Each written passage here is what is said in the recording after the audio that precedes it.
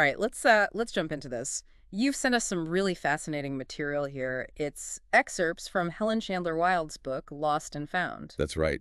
9 life-changing lessons about stuff from someone who lost everything. Yeah. And well, it's quite the premise. It really is. This isn't just, a theoretical look at possessions. It's deeply personal. Triggered by her own experience, yeah. Oh. Losing absolutely everything she owned in a storage unit fire. Can you even imagine? And on New Year's Eve, of all times, in Croydon. Wow. Talk about an extreme event. It basically forced her, I guess, to confront these huge questions about why we own things. What do they mean to us? What happens when they just vanish? Exactly. And the book itself, the way it's structured, it follows from that, right? She uses objects she lost. Yeah, like a coffee table, I think. Some champagne flutes. Mm-hmm. Even just a box labeled random. And each one becomes a starting point to explore a different lesson. And she pulls in her own story, but also, psychological research, observations of other people. Yeah, it's a mix. So our mission for this deep dive is to unpack all of that. We want to pull out the really core insights, the story, the research, the observations. And make it, actionable for you listening, help you think a bit more critically about your own stuff. Understand maybe the why behind what you value, or even why you hang on to things you don't really need. We're basically distilling it down, extracting those key nuggets. Okay, so let's start where she starts, that moment of loss, the fire. Yeah, she describes her parents breaking the news, trying to be gentle, but then her mom shows her the BBC News headline. Croydon self-storage destroyed in blaze? Oof. And her first reaction? Laughter, just disbelief, thinking it had to be a joke. That makes sense, though. It's almost too big to process immediately, like a defense mechanism. Totally. But that shattered pretty quickly into just raw panic, physical panic, feeling lightheaded, tight chest. That phrase she uses, the rug being pulled out from under her feet again and again, really paints a picture. And even in that chaos, she started sorting things mentally. The categories of loss. Right. There were the truly irreplaceable things first, the mementos, the things tied to memories. Then the practical stuff, knives, forks, ironing board, the things you just need day to day. Things you don't even think about until they're gone. And then that third category, which I found really revealing, things she didn't technically need, but just really, really liked. Like that thick blanket she mentioned. Candlesticks. Exactly. It shows that value isn't just about utility or pure sentiment. There's this other layer of just liking something. And it wasn't just her, was it? The book makes it clear this fire affected so many people. Oh, absolutely. People lost photos of parents who'd passed away. Someone lost a lifetime collection of first edition books. And that couple, Demetria and Johannes, their creative careers depended on the stuff they lost. Design materials, equipment. It's devastating. A collective loss, really. And then there's that specific box, the brown moving box marked random. Ah, yes. Yeah. The one that just by chance wasn't in the unit. And she didn't open it for ages. It becomes this symbol, right, of fragile hope. But maybe also a reluctance to face the full loss, or maybe just whatever messy reality was inside that box. That feels so human, holding on to the potential of what's inside. It really does. It kind of speaks to this bigger tension we have, especially in the West, with just the sheer amount of stuff we accumulate. The book throws out some stats, doesn't it, about how much we buy and how quickly we discard it. Yeah, like the amount spent on kids' toys or how much clothing gets thrown away each year per person. It's staggering. It points to this cycle, acquisition, disposal, almost automatic. Which leads perfectly into the first big lesson she explores. Yeah. The shopping impulse and how temporary that satisfaction often is. Right. The book links it to dopamine, that sort of chemical hit we get. Shopping as a distraction, maybe. Or a way to cope with feeling restless or, I don't know, bored. She's really honest about her own past habits there, buying cheap, fleeting things when she felt unsettled. And she contrasts that with, like, a sturdy old hand-me-down coffee table that's lasted decades. A real difference between fast fashion, almost, and enduring quality or meaning. And she noticed it in others, too. Friends talking about late-night online shopping. The search for something new to fix things now. That immediate gratification impulse. The book even touches on dopamine fasting. Is this extreme reaction? People avoiding all sorts of stimulation shopping, certain foods, social media. Which just highlights how strong that connection can be for us between buying stuff and getting that little buzz. So if we know shopping often fills that role, what can we actually do about the impulse buys? The book has some practical tips. One simple one is just writing it down. Acknowledge the want, but don't act straight away. Yeah, just noting it down can sometimes take the urgency out of it, right? Definitely.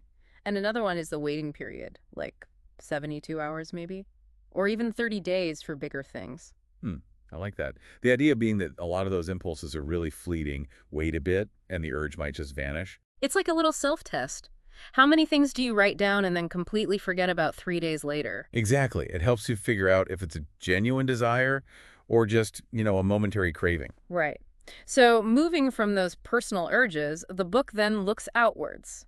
How our stuff connects to the social world. Lesson 2. Stuff and status. Oh yeah, possessions are huge status signals. The book brings in Professor Jill Sunday's work. She talks about three key things that make something a status symbol: Okay, what are they? wastefulness, rarity, and observability. Wastefulness. That sounds Oh, I weird. know, right?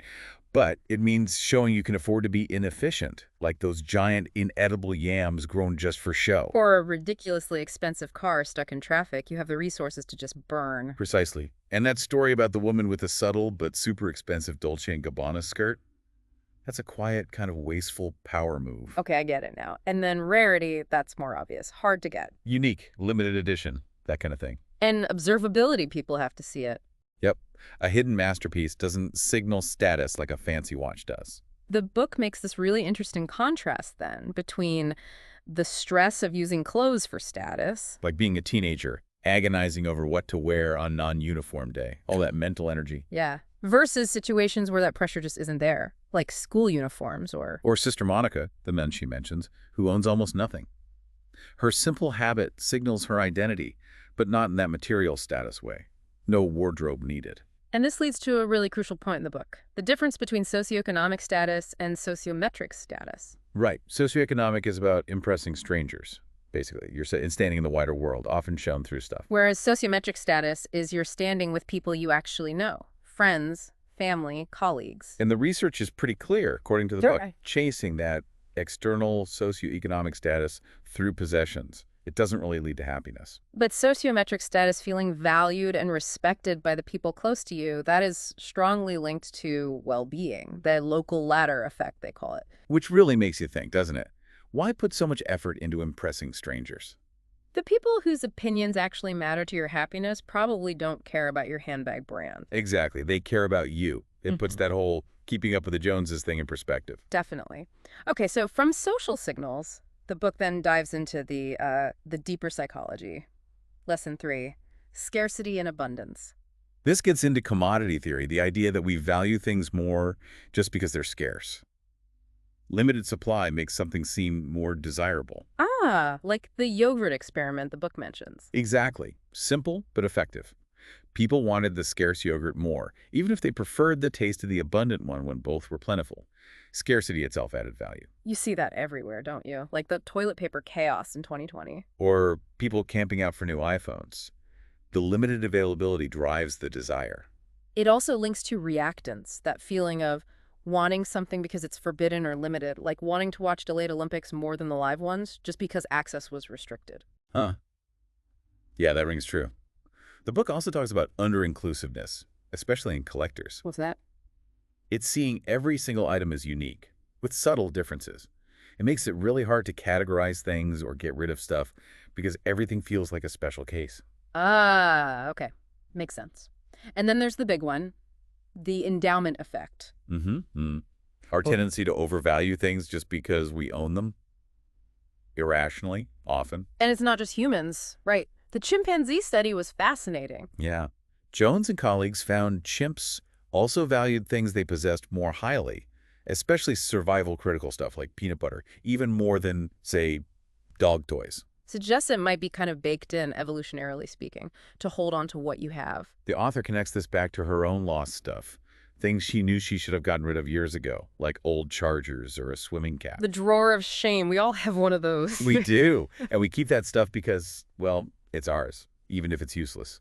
The endowment effect at work. So, for you listening, just being aware of these things, scarcity making stuff seem better, ownership making you value it more, can help you step back. Maybe question that impulse to hold on to something you never use just because it's yours, or to overpay for something just because it's limited edition. It shines a light on the illogical ways we value things. Speaking of holding on, let's talk about lesson 6, memory, objects, and letting go.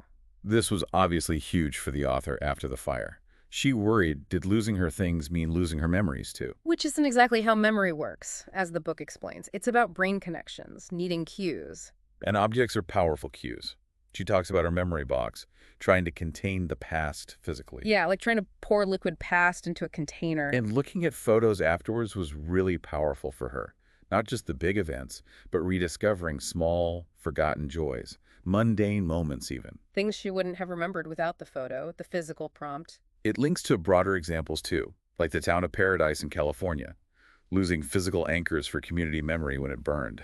The book brings in research on nostalgia here from Professor Christine Baccio. Objects trigger it. And nostalgia can be good comfort, connection to yourself over time, but it can also be negative. How so? It can pull you away from being happy now or create this kind of idealized false version of the past. The author felt she was holding on to some things for a false sense of control over time, fixating on the past because maybe she feared the future. Possibly. The practical advice here is really good, though. When you look at sentimental items, ask, what am I really yearning for? Is it the object? Or the feeling, the person, the time associated with it? Often it's not the thing itself. Right. And that simple trick, discard ephemeral stuff immediately. Ticket stubs, receipts from a trip. Get rid of them before they accidentally become mementos you feel obliged to keep. Stop future clutter today. I like that. Okay, shifting gears a bit. Lesson 8 focuses on a different kind of value. Beauty? This starts with her receiving some beautiful champagne flutes as a gift after the fire. Not essential, but bringing a different kind of pleasure. Yeah, the book tackles this big question. What is beauty? Is it just looks? Kant's disinterested interest. The author argues pretty strongly that it's not just a luxury, it's a fundamental human need. It nourishes us, somehow. And while defining it is tricky subjective versus objective, and all that the book suggests, it's both personal and feels compelling, almost universal when we experience it. Our brains even react physically, right? Pleasure areas light up. And that feeling of awe when faced with incredible beauty, nature, art, architecture, it's humbling, an escape from the everyday. Like imagining the impact of a medieval church back then. Samuel Hughes' points on architecture are sharp, too. The gap between what some elite architects prioritize and what most people find genuinely beautiful, like traditional designs. He mentions St. Pancras Renaissance Hotel. But the good news is, beauty doesn't have to cost a fortune. Not at all. Conkers, supermarket flowers, cool thrift shop find. It's about finding it in the everyday. And there's a practical side.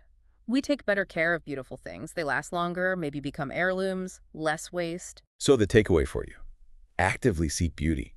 Put something you find genuinely beautiful in every room, even if it's small or free. Relish small aesthetic pleasures. Find wonder. It's about feeding your soul, not just filling your space. Okay, final stretch. Lesson 9 brings it all together. True pleasure, the value of time, and mindful consumption. The author reflects on that modern condition being so busy, yearning for just time, peace, a day to simply be. It highlights that maybe our scarcest resource isn't money or stuff, but time. But she does share that story about getting a NutriBullet as a gift. A reminder that while irreplaceable things hurt most, some replaceable things do bring genuine, simple pleasure. So the synthesis is, yeah, some possessions bring happiness, but a lot don't, especially the ones we buy on autopilot. We need to consider the true costs. Not just the price, but environmental impact, textile waste, those tiny plastic hotel bottles. And the mental cost. Clutter causes stress. Then there's hedonic adaptation. That new car smell wears off. Happiness tends to revert to a baseline. The lottery winner versus accident victim study illustrates that, doesn't it? But the book contrasts this with things that offer lasting benefits, often by reducing negatives, like good sleep aids, an ergonomic desk, plants. They improve your baseline rather than giving a temporary high. And again, the huge theme, time. The story of Wright, the minimalist blogger, is powerful. He chose less stuff to gain more time and freedom for travel. Donating things with generosity, not feeling deprived. Prioritizing time. And thinking about the time cost of possessions, not just earning the money, but the time spent caring for them, organizing them. Even time-saving devices didn't always save time because our standards just went up. It all points back to being mindful, deliberate purchasing, System 2 thinking, not impulsive System 1. Slow down. Consider the choice. And those practical tips. Convert item costs into work hours. Calculate the time spent caring for things.